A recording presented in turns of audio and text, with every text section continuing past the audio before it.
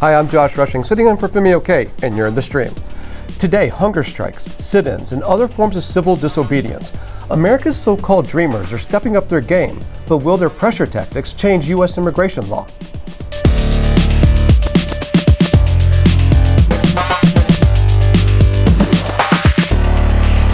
Our digital producer Malika Blau is here looking out for your live feedback. All right, Malika, got to keep me awake. I'm excited about the topic. It's just I didn't get much sleep last night. You just got off a red eye, right? A red eye, and I got 3 hours sleep. It's because you're working on something pretty awesome. Exactly, for fault lines. I've been on the front lines of the immigration issue. I've actually been New Orleans and Atlanta where people were arrested for civil disobedience. I've been with Border Patrol in Arizona. I've been in the detention facilities in Arizona, and I've been in Mexico with people who had just been deported, and I've gotten their stories and left there, got on a plane, and came back here to talk to you about it today. So I hope that the community is excited about this. They are excited. Now, you mentioned civil disobedience, and of course, there's some members of our community who are saying that's the way forward, and this is why. I'm going to play a video comment from one member. Have a listen.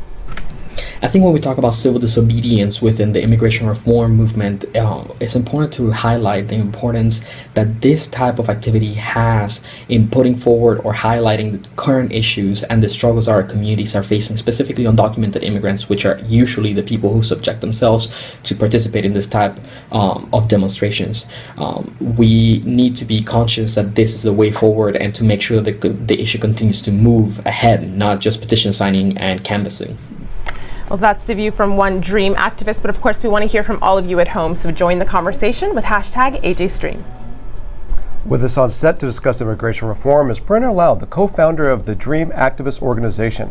It's a multicultural, migrant, youth-led social media hub supporting the DREAM Act, which would give millions of undocumented residents a path to U.S. citizenship. Brenner, welcome to the stream. Thanks for having me here. Yeah, great. Now, look, if you've ever missed an episode or want to stay up to date on the latest stream, information and videos, then go to stream.aljazeera.com/stories. There you'll find, not only our episodes, but actually some really cool web-only exclusive video. I go there myself. I'm Maggie Siddiqui, student of Islam and Interfaith Relations, and I'm in the stream. Immigration reform organizers in the U.S. are stepping up pressure on lawmakers to enact legislation which has been stuck in Congress since it passed the Senate last June. Now, frustrated by the lack of progress, thousands of activists across the country are protesting, going on hunger strikes, and engaging in acts of civil disobedience as part of a new escalation in their push for change. It's a shift away from a political strategy that focused mainly on traditional lobbying and onto a grassroots movement that draws its inspiration from the 1960s civil rights era, which relied heavily on mass demonstrations, vigils, and sit-ins to draw national attention to their cause. So is the immigration reform movement heading in the right direction? And will their new tactics be successful? Now, to help us discuss this, we're joined by David Leopold. David's the former president of the American Immigration Lawyers Association. Nadine Dominguez, campaign manager for the California Immigrant Youth Justice Alliance, is here, as is Carlos Gutierrez, the chair of Republicans for Immigration Reform. Welcome to you all. Thank you. Thanks for having me. So, Thank you for having us. Help us set this up. Have the tactics changed recently? Can you talk about that? And what's the thinking behind that? I think there's been escalation recently from the immigrant rights movement in terms of... Is that strategic, or is it just a sign of desperation? I think like, are people to the point that they got to do something? I think it's strategic for the most part. Yeah. I mean, these started in 2010 when undocumented students started in different offices around the country to get aboard in the DREAM Act and succeeded in getting aboard in the DREAM Act. They continued after the DREAM Act failed to pass in the Senate and escalated with undocumented youth again sitting in Obama's offices across the country while he's running for re-election. And those actions is what got us deferred action for childhood arrivals, which is a deferment of deportation for at least 1.8 million undocumented young people. So these strategies have actually worked in the past, and that's exactly what the organizers who won the deferred action for childhood arrivals are doing now in terms of winning, immigrant justice and immigrant rights for everyone in this country, the 11.7 million people who are here. If I could jump in there, I'm not so sure that that's absolutely correct. I mean, obviously those sit-ins made a bit of a difference. But, you have a vast DREAM movement, which involves the main group being a group called United We Dream. And that also involved a lot of lobbying, a lot of hard work, a lot of going to congressional offices, and a lot of building bridges to people who make decisions in Washington. So I think it's kind of an all of the above. I don't think it's any one aspect of it. I think civil disobedience clearly has its place and is effective. But I think we also have to be focused on the target. And the target right now, today, as we sit here, is the United States House of Representatives and Speaker Boehner. And there's no reason why an immigration bill can't be put on the floor. So that should be the focus at the moment. You know, David, I just spent a lot of time with Not One More in a few different cities to see what they were doing, kind of direct actions they were taking. And they would disagree with you to say that their target is President Obama rather than Congress, that they want Obama to stop the deportations. And in fact, Obama was speaking yesterday and was interrupted by someone on this very issue. We have this video here. Take a look. And most importantly, we will live up. Most importantly, we will live up. Most importantly, we will live up to our character as a nation. I need your help. There are thousands of That's exactly what we're talking about. Every single day. That's why we're here. President, please use your executive order to halt deportations for all 11.5 undocumented immigrants in this country right now. We agree that we need to pass comprehensive immigration reform. At the same time, you have a power to stop deportation for all undocumented Actually, I don't, and that's why we're here. So wait, he says the guy in the crowd, whose last name is Hong, I believe, or Young, right? Young, says you have the power to stop deportations, and President Obama says, actually, I don't. Right. But hasn't he recently stopped some deportations? Of course he has.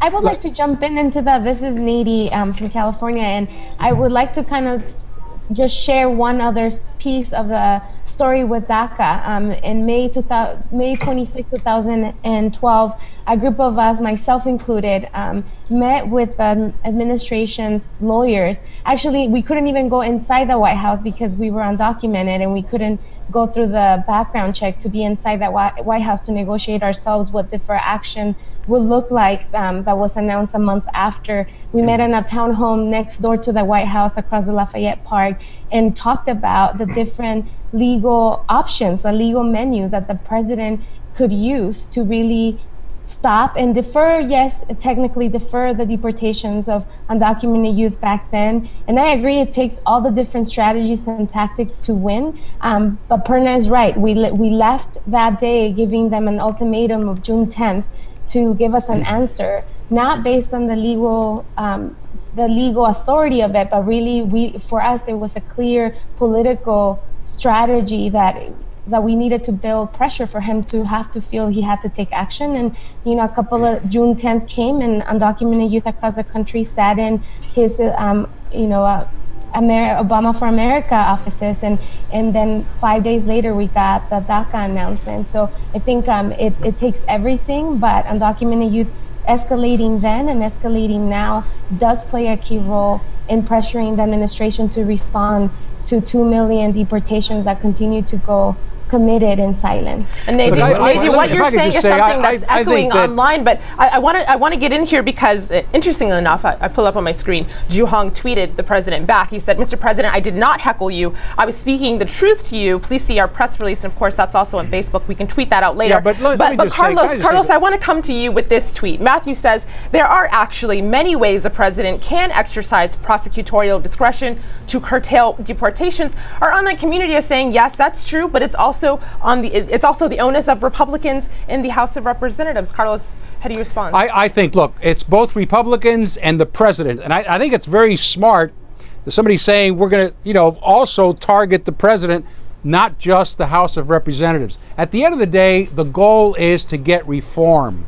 And look, with all due respect to the person who was there, I don't think that embarrassing the president in public and interrupting him endears him to the cause. So whatever is done, whatever we do, let's just ask the question, is this going to help get immigration reform?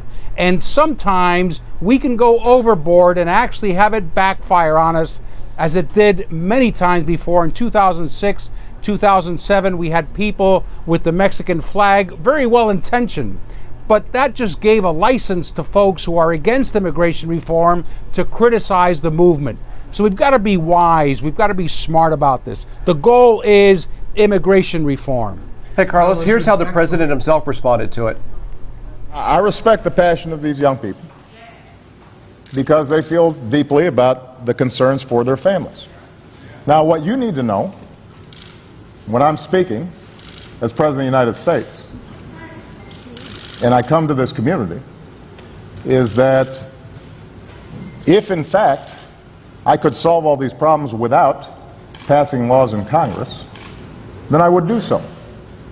But we're also a nation of laws. That's part of our tradition. And so the easy way out is to try to yell and pretend like I can do something by violating our laws. And what I'm proposing is the harder path, which is to use our democratic processes to achieve the same goal that you want to achieve. But it won't be as easy as just shouting. It requires us lobbying and getting it done. So, David, I have two questions for you. This is from a legal perspective. Does the president have the ability to put a moratorium on deportations if he wanted to? And the second question is, what do you think about these kind of tactics of interrupting the president and pushing the issue to the foreground that way?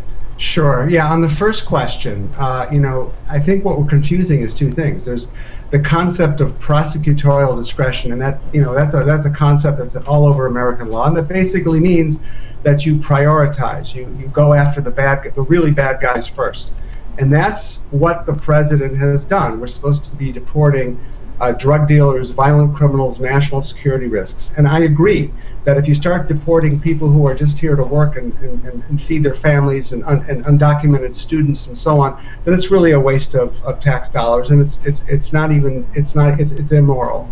And the president has set forth those priorities. Part of the problem is you've got intransigence in the agencies, Immigration and Customs Enforcement. The worst one is Border Patrol. They pay no attention to these acts of discretion that they're supposed to be implementing in the field. Mm-hmm. But the answer to the question is, can he put a moratorium down? The answer is no, he can't. And what he's saying is, look, I can exercise discretion, I can prioritize, but ultimately, to fix this problem, Congress is going to do it, and Congress has to do it. And suppose that the president did what this gentleman who stood behind him yesterday wanted him to do. Suppose the president said, okay, I'm going to stop all deportations right now. Great. Let's suppose he did that. Then in 2016, when we have a new president, in early 2017, suppose that new president says, we're back. And the problem is the deportations are back. The problem is we will not have a law in place that prevents that. So that's the problem, and that's what we need to keep in mind. It's the law that's got to change. And with all due respect to Carlos Gutierrez, this would be a different situation if we didn't have a bipartisan bill that came out of the Senate, which we do. And there's no excuse for the House of Representatives, Speaker Boehner, and the leadership, the GOP leadership, to be sitting on their hands. They've not put one piece of legislation on the floor. And do I think that these tactics are good? Yes. Civil disobedience is part of the core of American culture. You know, David, you've raised several good points there. Can I just you've raised respond? several good points there, but I'm sitting next to Perna, and she doesn't look like she's convinced. So, Perna, I want to pose this to you. We're getting comments from people online of their own personal stories about these deportations. I want you to have a listen to this video comment and then have a respond to that and a response to what David said earlier. What I want the powers that be in this country who are supposedly working on immigration reform to understand is this. One morning, my husband woke up next to me in a warm bed, and by that very afternoon, just a few hours later, he was handcuffed in a prison uniform in a jail in the basement of what was then the Chicago INS. Not one more. She mentions the Not One More campaign. I pulled that up on my screen here. It's to stop these deportations. So your thoughts? I think it's admirable, and it's the way to go. Is the president has to put a down payment in terms of stopping deportations. He's at 2 million deportations this year, which is more than any other president in this country's history. There are real people right now who are suffering in our communities who can't wait another day for this Congress, who need to put both the GOP and the Democrats to be accountable to our communities. And that's what we're doing as people. I'm glad you said, whoever spoke, I'm glad you said the GOP and the Democrats, because let's not forget, that the president had the House and the Senate and the White House in his first 2 years. He could have gotten this done, but he hasn't gotten it done. He can prioritize. And if he's prioritizing now, he's not doing a very good job, because he holds the record for deportations. Our police officers, our DHS, they should be focused on criminals, on gangs, on drug dealers, and not on people who are working hard and, mowing a lawn or working in a restaurant. And that's what's happening. It's totally gone out of control. So Carlos, look, the GOP has a big responsibility. But I'll tell you, simply summarize the president's memoranda, the priorities that they put forth. It's not working. Somehow it's not working. But look. Hey, David, if he's prioritizing, but why is there a number set at 400,000 a year? Isn't that arbitrary? Could he just dial that number down and prioritize a little less? That is arbitrary, and it shouldn't be a numbers game. And I'll tell you one thing, the Republican Party has stood up to the plate on this.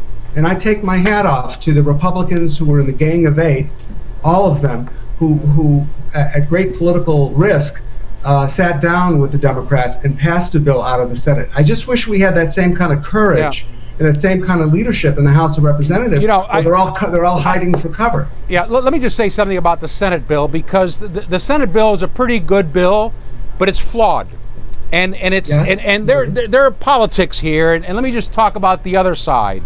The part that talks about the new future flow, the new legal system, which is very, very critical, is very flawed. Example, we're going to allow 110,000 agricultural workers per year to come into the U.S. We need 1 million. We're going to allow 15,000 construction workers. We need 15,000 in Miami. Who's doing that?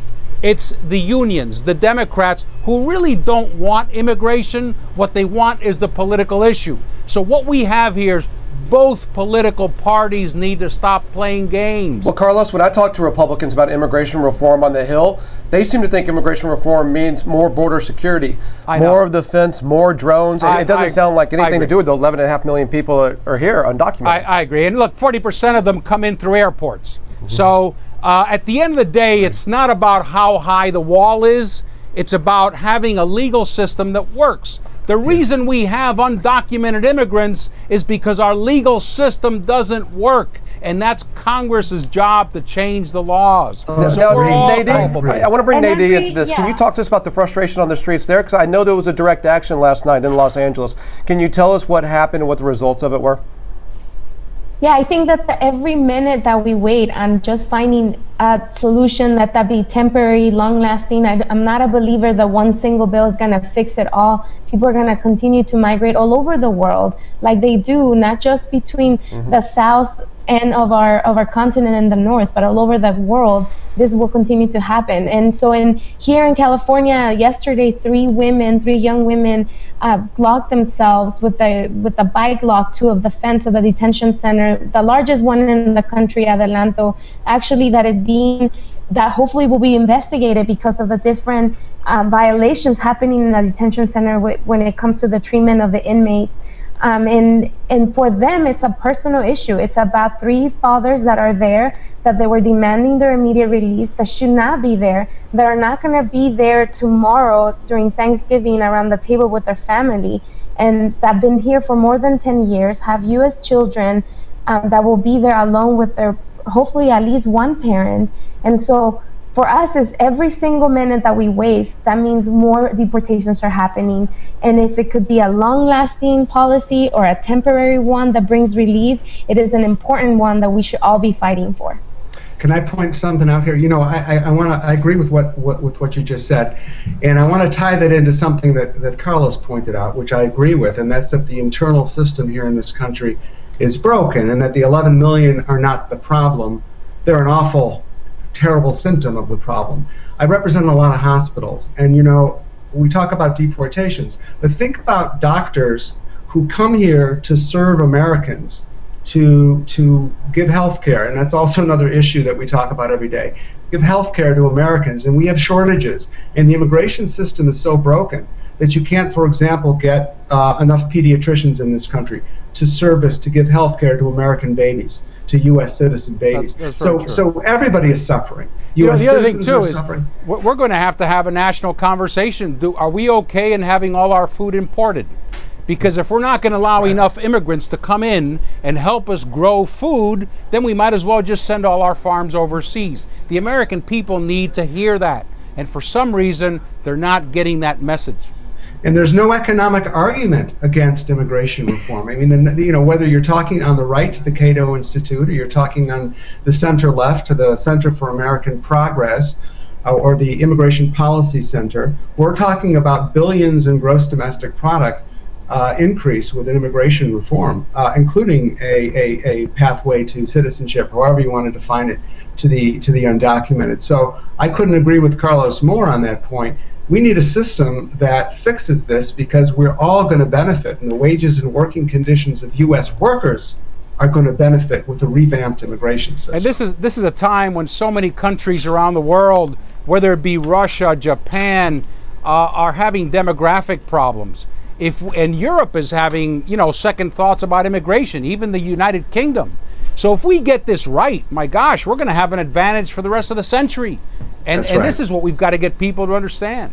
I agree with that. You know, speaking of getting people to understand, I want to share a couple more personal stories that our community members are sharing with us. Gayla says, sadly, families that are undocumented immigrants are exposed to the fear of deportation, especially if one of the members gets into it with the law. In my experience, I have seen the older family members deported, leaving behind their children. But Perna, I want to shift gears a little bit and take us to what the premise of this show today was about civil disobedience. Mark Gonzalez tweets it, and he says, it's not civil disobedience that advocates of immigrant rights are engaged in. It's change by non-conventional means. So looking forward, what are these non-conventional means that will change the status quo?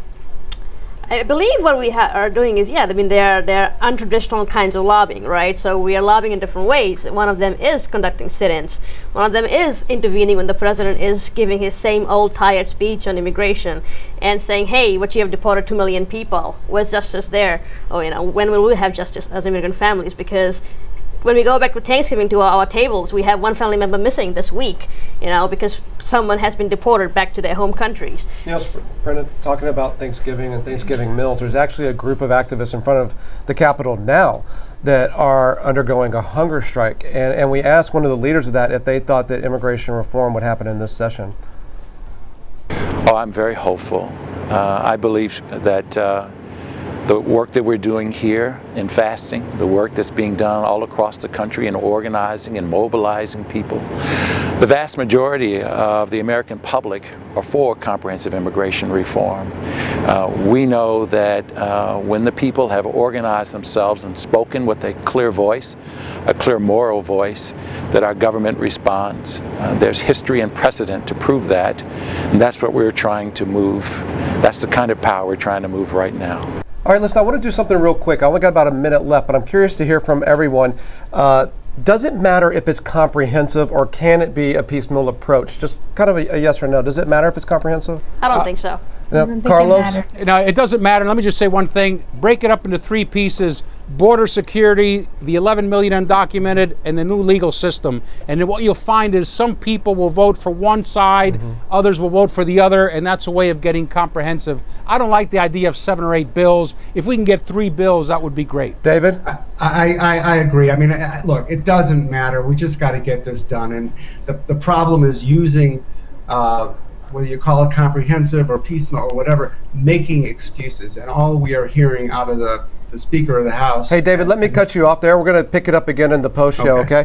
And you know what else we're going to talk about more in the post show is the civil disobedience part of this. I just spent the last week with people conducting civil disobedience and being arrested who are undocumented, which is a great risk.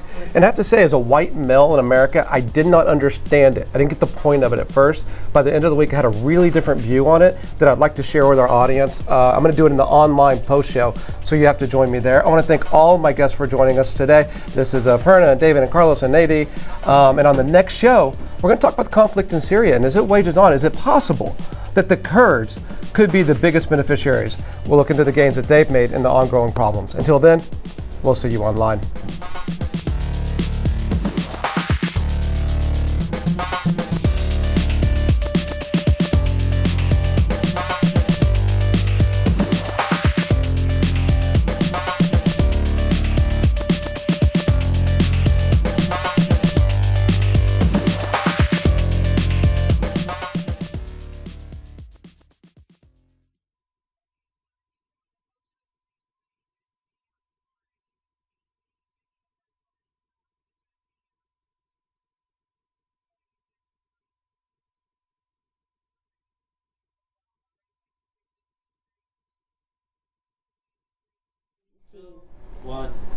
Hey, welcome back to our online post-show. We've been talking about immigration reform in the U.S. and how activists have actually shifted to more aggressive tactics to step with the pressure on the government to enact change. And we've got great guests today. Grace R. Pernillau. She is a co-founder of the DREAM activist organization. I know I've been killing your name all day long. I can't get the second R, and I apologize.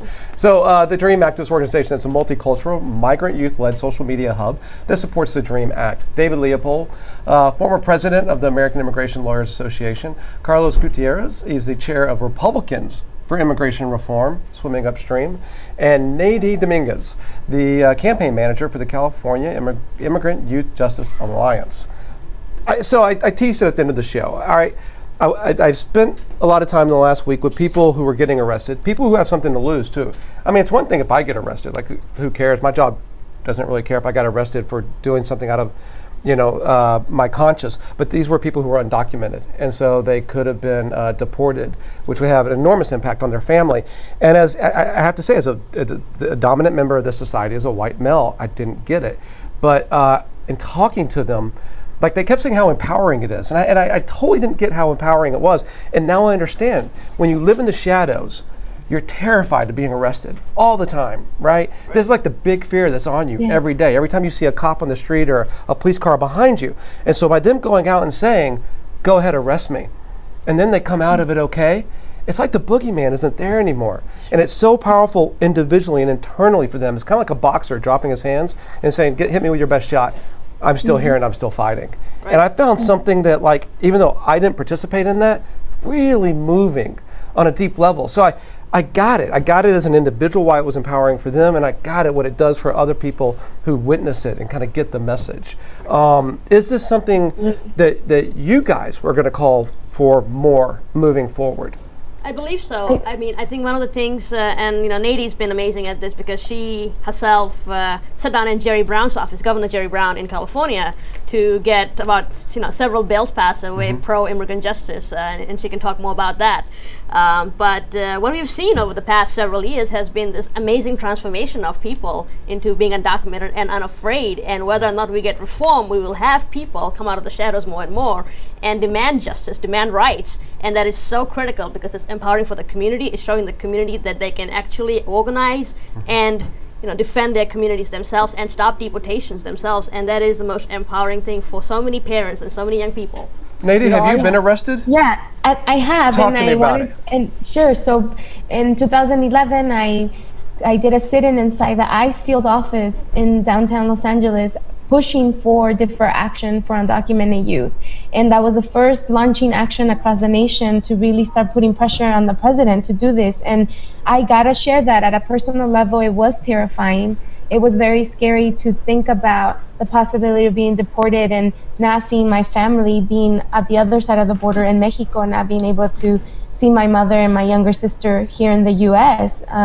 Also, it made me challenge myself, think about the sacrifices my mother went through to just have me be able to have a better future here in the US. And I think for my whole family, it became a cultural transformation of letting go of that fear and transforming it into power and being together in that whole moment. And for me, I felt that if I know when I did the action, and even now today, I know I could be deported at any moment, but it was the decision that it was coming from me, that if I was going to be deported, that it was going to be under these circumstances in my own terms, that really empowered me to continue to do the things that we do now. And I think it's going to be more about doing these types of actions. It's going to be about coming out of the shadows, like Perna has shared, and thousands of people, not just youth anymore, our own parents, saying, dropping the gloves, like you said, and hit me with your best shot, because I'm not going anywhere, because we have deep roots in this country and immigration is not going to stop. I don't think people understand the pressure that undocumented immigrants go through. And people who are working, they're staying out of trouble, they're contributing, they're raising a family, every single day, not knowing whether you're going to come back home and see your family. I think they've reached a point where they just say, look, it doesn't matter anymore. That I am unafraid, and we just want this thing to be over one way or the other. The pressure. And I think about the dreamers getting, 3.8, 4.0 GPA, knowing that they may go home one day and not come back to school. So these are the stories we've got to get out there that the American people should understand. So I applaud you for getting this message out, because people just don't get it. They don't see the people. They just hear the issue. But these are human lives. These are families. Hey, David, is it correct? Is it accurate to use the civil rights as a paradigm for where we are today? Does this compare to where we were in the 60s with African Americans? There's no question about it. This is a civil rights. This is a civil rights issue. It's a civil rights issue because, as we hear from Navy and others, what this means on a very personal level. This is about self-empowerment. Josh, you talked about that. From my own experience of getting it, I think from a dreamer perspective. I mean, I've been involved in immigration reform for longer than I care to admit. But in 2010, when the DREAM Act failed by 5 votes in the Senate, I was there, and I remember the dreamers praying in the rotunda of the Senate downstairs. And it dawned on me, if somebody had come to me and said, "Hey, David, you know what? Check it out. You're not an American. You don't have any right to be here." And I know what my answer would be to them, and it's not something I want to say on the air. And I can, at that moment, I got it. I mean, these are Americans without papers. And that's the DREAM movement. And in my mind, the DREAM movement, as it's come together and coalesced, gave the entire immigration reform movement its moral authority. Because in 2007, we heard the terms illegal, we heard the terms alien, we heard all these awful terms that were thrown at us by the restrictions. Anchor babies. Anchor babies, all kinds of words we don't even want to repeat. I was with the Border Patrol yesterday, and they kept using the word alien all day long. I was with the Border Patrol on last week in depositions. I'd sued them in a case, a horrible situation, and they use those words, and they use much worse. Yeah. Hey, David, let me jump back in here, guys. I want to share something on my computer with our audience. This is something online about the guy from yesterday. It says one of these people is a heckler, the other is a civil rights leader. And it's Joe Wilson and Yuong. I want to share another thing. Talking about Mark Zuckerberg, the founder of Facebook. He says that this is the civil rights issue of our generation, and he has started a group called Forward.us. He's also done this thing called a Dreamer Hack, where he brought guys out to Silicon Valley, and they had this video. I'm going to share it with you.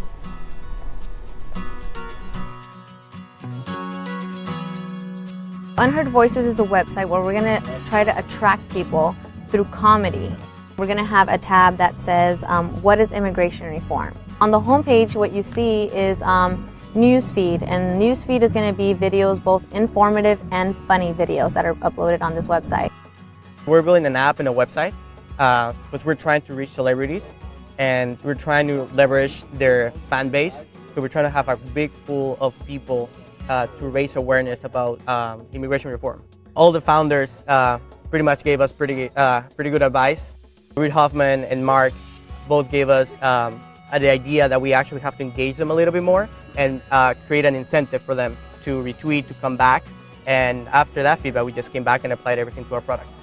What we're building is a social network for dreamers, which also goes beyond the social network in the sense that we are aggregating information from each profile and visually showing that so the non-dreamers can see what impact the dreamers have on the nation. So, as someone who's not documented, what do you think? Something like this, the Dreamer Hack project, can that make a difference? I think in some respects it does make a difference in terms of getting the tech community involved in this issue intimately. I think at that point it does. It also empowers a lot of our community who are dreamers, who are really involved in and know computer stuff and technology, that they can actually show their talents and build something for our community as a whole. So that's the part that really makes me excited about this. You want to get the last word in for the community? I will. I'll give the last word to one member of our community who left a video comment, and it's about ways that other people who are outside of the conversation can relate themselves, can emphasize on this. I'd like to play this video. Have a listen. A man that I am very close to and consider family has been here for almost 25 years, most of that undocumented, and has not seen his one and only daughter in almost that same amount of time. It's not fair and it's not right. What I think is missing from the immigration reform debate is Americans, young and old, who know and love undocumented immigrants and are willing to fight for them. That's a video comment from Spencer Oaks. Thank you. And of course, you can keep the comments coming with hashtag AJStream. I just wanted to say thank you, Prerna and David and Carlos. Thank you for doing this. Yeah, no, thank you all. This was a great discussion for me. And on our next show, it's about the conflict in Syria and as it wages on. We want to see if it's possible that the Kurds may come out to be the biggest beneficiaries. And we're going to look at the recent gains they've made, as well as some of the ongoing problems that plague them. And until then, we'll see you online.